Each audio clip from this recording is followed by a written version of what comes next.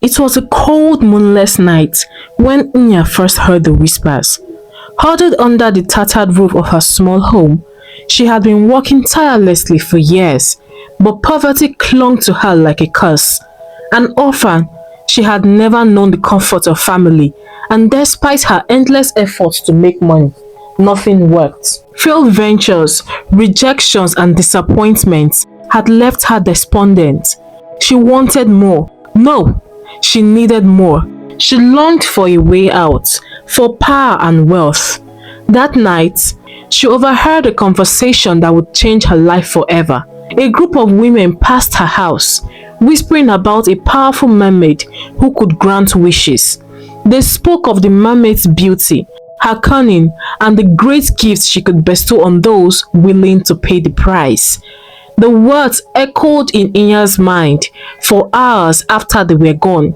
A mermaid who could grant wishes? The idea seemed absurd, but desperation had made her willing to believe anything. What if it was true? What if this mermaid could give her the life she had always dreamed of? The decision came easily. Nyah had nothing left to lose. Nyah made her way to the river on the following night, her heart pounding in her chest as the water glistened under the light of the stars. She called out softly, unsure of what she was doing or how to summon such a creature, but her desperation fueled her resolve.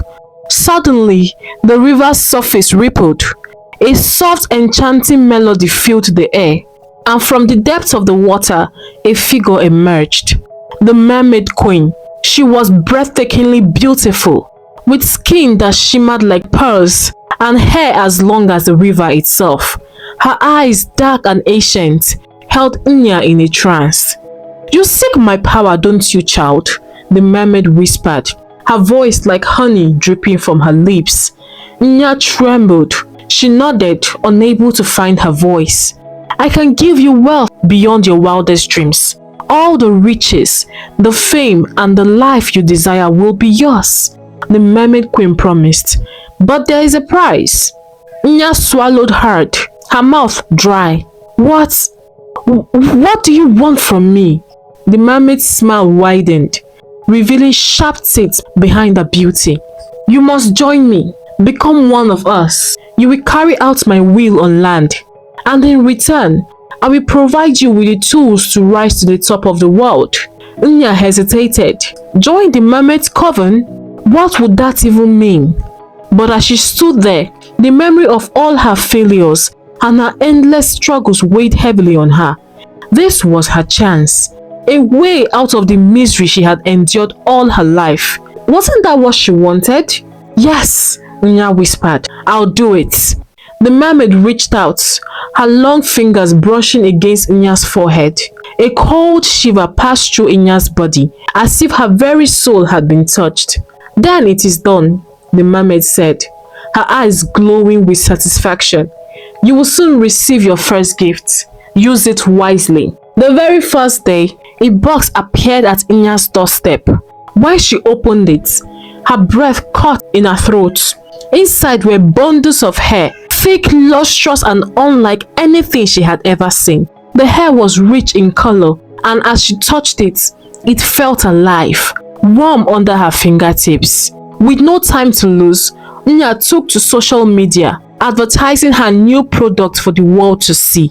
Raw donor hair was a wave in the market, and the response was overwhelming. People were fascinated by the hair, praising its quality, its texture, and its seemingly endless variety of colors and styles. Nyah's follower count skyrocketed overnight, and soon she was swimming in orders. Each time Nyah began to run low on hair, another shipment appeared on her doorstep.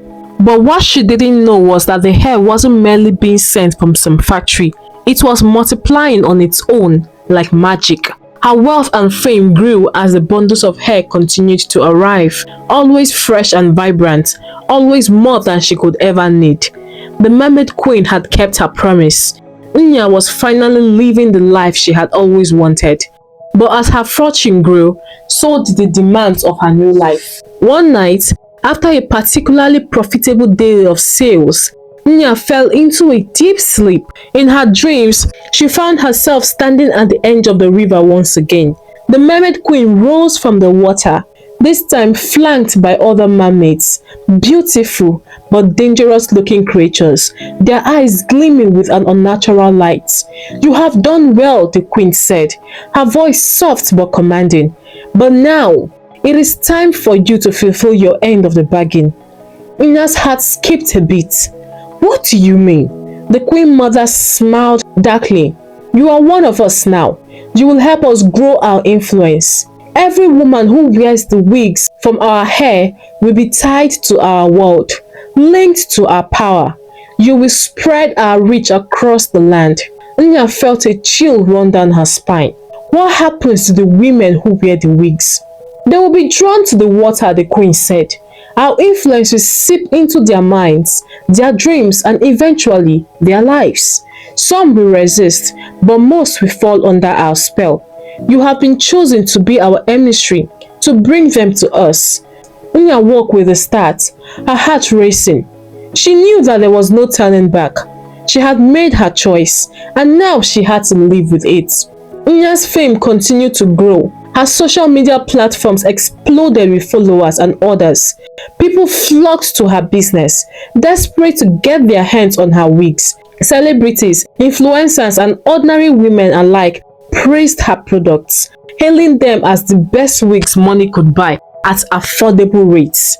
But behind the scenes, something darker was taking place. Women who wore the wigs began to experience strange dreams, visions of water, of being pulled under by unseen forces. Some even reported hearing whispers in their sleep, soft voices calling them to the river. Nyah tried to ignore it at first. She had everything she had ever wanted: money, fame, and power. But the voices began to haunt her too, creeping into her own dreams at night, urging her to bring more women into the fold. The more successful she became, the more the mermaids demanded of her. They began to assist her in the making of wigs, using their magic to turn the bundles of hair into exquisite pieces that no human hands could craft. Each wig was a work of art, and each one carried a piece of the mermaid's dark power within it. The women who wore the wigs unknowingly became part of the mermaid queen's coven, their minds and souls slowly being pulled into the depths of the river, where the mermaid's influence grew stronger with each passing day. Nyah's guilt began to eat away at her. She couldn't deny the strange things happening to her clients anymore. Some of them started complaining, saying they felt as though they were being watched, that they were hearing voices and seeing shadows in the corner of their visions. Others reported feeling an unnatural pull towards bodies of water, rivers, lakes, even the ocean. They would find themselves staring into the water for hours, unable to tear themselves away. A few had even gone missing, disappearing near rivers or lakes, never to be seen again. Nyah knew that it was a mermaid's doing, but she was too deep into the pact to stop. She had everything she had ever wanted, and the idea of losing it all terrified her. So she continued to sell the wigs, continued to recruit more women into the mermaid's coven, even as the darkness around her grew. Despite her best efforts to maintain control, Nyah's life began to unravel. The constant whispers of the mermaids haunted her day and night. She could no longer sleep without being pulled into strange and eerie dreams of water. Every time she closed her eyes, she found herself standing at the riverbank, the mermaid queen's eyes watching her, waiting for her to bring more women into their fold. Her business continued to flourish, but the cost was becoming unbearable. She couldn't shake the feeling that her time was running out, that the mermaids would eventually demand more than just her clients. And in the back of her mind, she feared that she too would be pulled into their world, lost in the depths of the river forever. One day, Nyah received a message from one of her most loyal clients, a woman named Amani. The message was brief but chilling. "I had a dream again. I can hear the water calling for me. Please help." Nyah's stomach twisted with dread. She had been avoiding Amani's calls for weeks, hoping that the problem would simply go away. But it was clear now that it wasn't going to stop. Amani was slipping away, just like so many others. Nyah couldn't ignore it any longer. She finally broke down. The guilt, the fear, and the weight of her choices had become too much to bear. She could no longer sleep, haunted by the eerie songs of the mermaids and the pleading voices of her clients. The fame and wealth she had once craved had turned into a nightmare she couldn't ignore or escape. Every time she looked in the mirror, she saw the shadows of the mermaids behind her, whispering, watching, waiting. One morning, as Nyah sat in her lavish home, surrounded by luxury, she could feel the cracks forming in her facade. The price of power was too high, and it was destroying her from within. She opened her phone and recorded a video, her hands shaking with every word. "I have something to confess," Nyah began, her voice trembling. "This is not easy for me to say, but I can't hide the truth anymore. The wigs have been selling. They're not just wigs. They have come with a curse, one that I have been tied to from the moment I made a pact with a mermaid." She explained everything: the trip to the river, the pact with the mermaid queen, the initiation, and how the wigs were meant to initiate women into the mermaid's coven. Nyah spoke of her regrets, her fear, and the growing darkness that surrounded her life. Her eyes filled with tears as she begged for forgiveness. "I never wanted any of this to happen," she said, her voice cracking. "I was desperate, and I made a terrible mistake. If you have experienced the strange dreams or felt the pull towards water, please, I beg you, seek help. Make sure you throw away those wigs. I don't know how to stop this on my own." Nyah posted the video online, unsure of what would happen next. The moment it went live, her inbox was flooded with messages. Many clients were angry, others confused, but majority of them were terrified. Her clients demanded answers, wanted to know what was happening to them, what the solution was to get out of their predicament. But Nyah had nothing to give. She had lost control of the situation long ago. As Nyah's confession spread across social media platforms, the backlash was swift. News outlets and blogs picked up the stories, and soon everyone was talking about the cursed wigs and the bizarre events that surrounded them. People who had purchased the wigs from Nyah reported strange occurrences, and many began to share their experiences with the same eerie dreams and inexplicable urge to be near the water. Many of Nyah's followers abandoned her, while others demanded explanation and ridiculed her. Her reputation, once gleaming, was now tarnished beyond repair. Businesses cut ties with her. Influencers stopped promoting her products, and her clients began to file lawsuits, claiming that knowingly sold them cursed goods. Nyah's world was crumbling around her, but the worst part wasn't the loss of her fame or fortune. It was the knowledge that she had brought so much harm to innocent people. Her phone rang constantly, but there was one message that stood out from the rest. It was from Amani. "I can't escape it anymore," the message read. "I need help. Nyah, please help me. I am so scared." Nyah felt a deep pang of guilt in her chest. Amani had been one of her earliest clients, who later became her friend. She had always been kind and supportive. Nyah had ignored her pleas for help for far too long. She knew she had to do something before it was too late. Determined to find a way to break the curse, Nyah turned to the one place she had avoided for so long, the church. She had heard stories of spiritual leaders who could break curses and free people from dark paths, but she had never believed in such things until now. With no other option left, she sought out the help of a well-known pastor who had a reputation for dealing with the supernatural.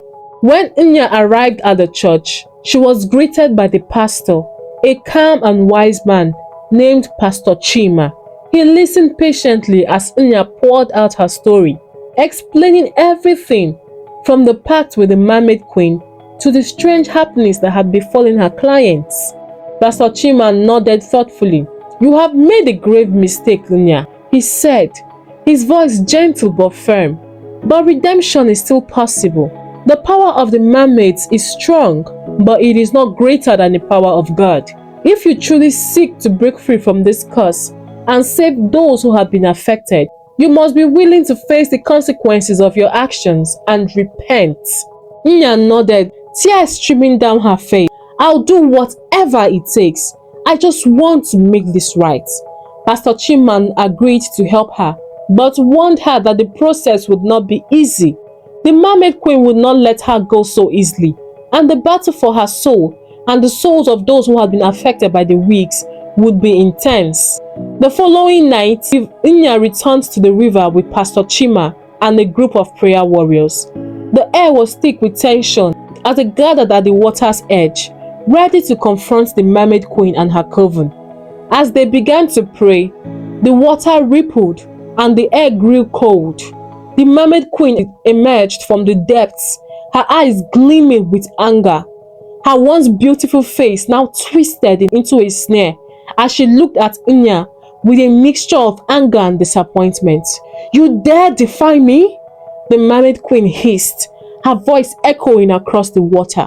After everything I've given you, wealth, power, fame, all of it, and you repay me with betrayal? Nyah trembled, but Pastor Chima stepped forward, his voice steady and strong.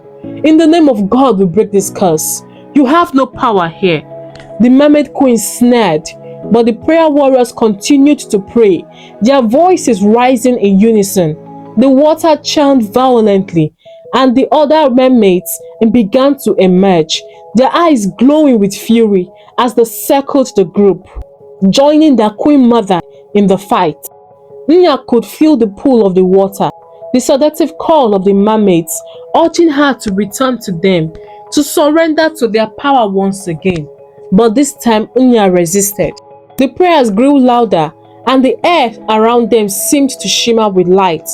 The mermaids screeched in pain as the power of the prayers began to weaken them. The river roared as the mermaid queen's grip on Nyah's soul began to loosen.